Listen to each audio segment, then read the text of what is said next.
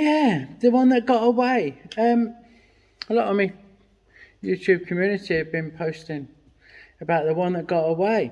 Now, for me, there is really only one that got away, and that's my full custom 1980 based Harley Davidson shovelhead. 80 cubic inch, fully rebuilt engine, all S&S gear, belt drive primary, full custom chassis, best of everything. And I actually owned it. As a child growing up, I was inspired by my older friends and the biker culture that we all shared. And David Mann artwork. If you find David Mann artwork or you're familiar, you'll know that he promoted this lifestyle through his artwork that was just fucking got a grip of me as a teen, you know. 13 years old and discovered Harley Davidsons and women and drink and tattoos and everything that goes along with it. And part of that dream is to own a custom Harley Davidson. Well, you know, that started off as posters on the wall and I wanted to chop a man. And that evolved as I got older into a lowrider. The dream did.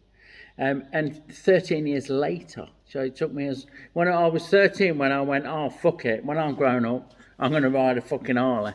That's me, I'm a biker.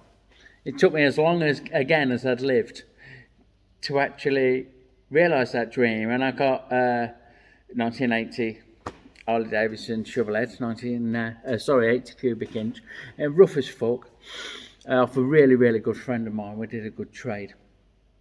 And over the years, I rebuilt it and it evolved and it turned into this fucking, my epitome of fucking custom Harley Davidson.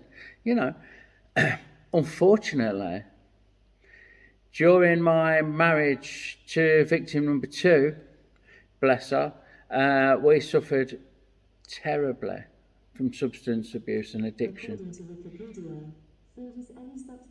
Alexa, shut the fuck up. So we suffered terribly from... Alexa, stop. Oh, fucking hell, I can only apologise. So we suffered from fucking addiction shit and fucking... and the subsequent money troubles, ended up selling it.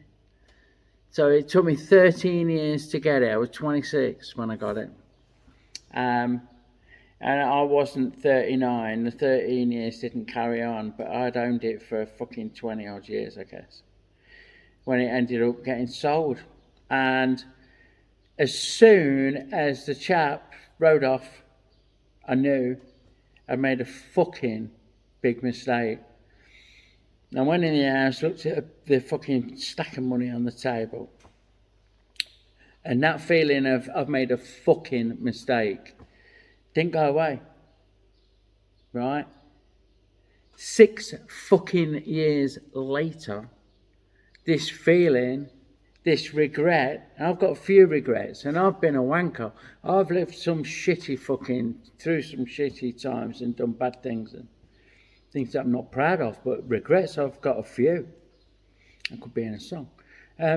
But this 6 years later, this fucking regret is still with me. It's still eating away. It's still gnawing at me. I've sold my bike. My fucking bike. If you're a biker, you'll understand.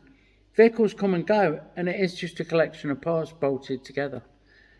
But there comes a point where you realise this machine has become your bike, and you connect with it on a level that's hard to explain to people who won't get it. And I fucking did with the shovelhead. We went through every fucking thing. It was like being fucking... It was the most tempestuous relationship early on because neither of us were in a good place, like. But we got through it, me and this bike, and it got fucking sorted. It was fucking bob on, and I was in a good place. And the world was a beautiful fucking place for a while.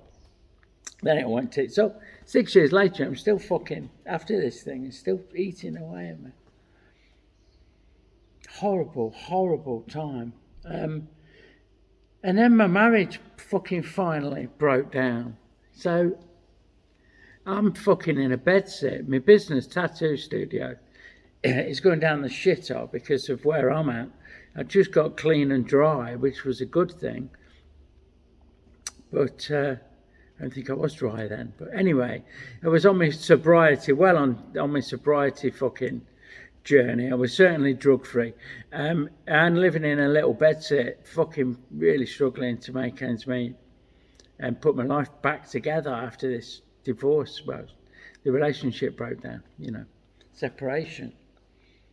And I've still got this fucking gnawing away. And a really fucking good friend of mine who passed away about 7 years ago, bless him, Flusher.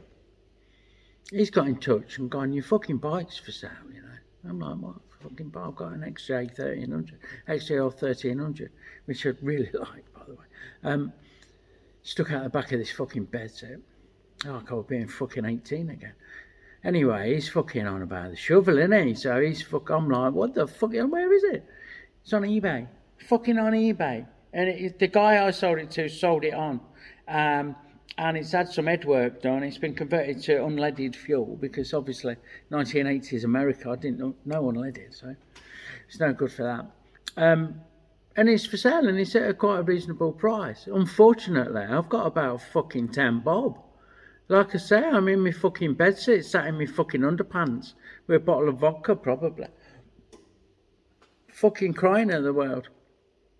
So I put a big appeal out to everyone that I knew and said, please help me. Please, I don't know how I'm going to repay you if you loan me money, but I will. My bike's up for sale and those that understand will know, and I need to get it back. I'm in a bad place with my relationship breaking down and business ain't going great, and just laid me out on my sleeve like I do. Jake Tracer, who I don't think he'll ever see this, but fucking lots of love to you. He bought it. He actually fucking, he went down. He's from the West Midlands, and I can't do the accent very well, but he's down Woody Ralfy. I've bought your bike, it's in my lockup and it'll be safe until you can afford to pay me back. So it's one step nearer. His fucking bike. What a fucking thing to do. I've not seen the bloke for fucking over 10 years. I totally understand, he says, and I can afford it, so I've gone and bought it and I put it safe. You ain't got to worry about it. No one else is going to own it. I've got it, it's yours. Pay me back, take it away. So I fucking did. I managed to swing a bank loan that took me forever to pay off. Here we are fucking 8 years later and I'm debt free.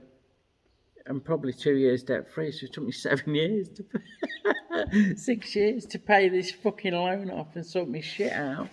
And Flusher, bless him, took me and Lizzie, my missus now, in his fucking van to go and get it back. And here we fucking are. Based on a 1980 80 cubic inch shovel head, 4-speed, kickstart, but it's got the electric because there's no way you're kickstarting this fucker. SNS Super E, all SNS internals, piston comrades, crank pin, mild but wild enough cam in there, fucking good old points ignition. I made the frame, the forwards, the exhaust, put the chassis together, fucking the rear mudguard, just handlebars, everything. There's so much of me in this bike. And I've still got it. I've got it back and I fucking love it. And I know it's just a pile of bits bolted together, but it's been with me longer than any life partner. Yeah? I've owned it over half my life, barring its 6-year sabbatical where it was out in the wilds. When I got it back, I stripped it and fucking cleaned it and serviced it and made sure everything was all right and sorted the wiring out and put it back to how it should be. And fucking, my one concession is the sprung seat. Never had a sprung seat. But I'm a granddad for fuck's sake, so we're having that on a Richard. And there you go. So it did get away, but I fucking got it back, because I ain't living with that shit. Life's too short. Thanks for watching. Hope you understand. Look.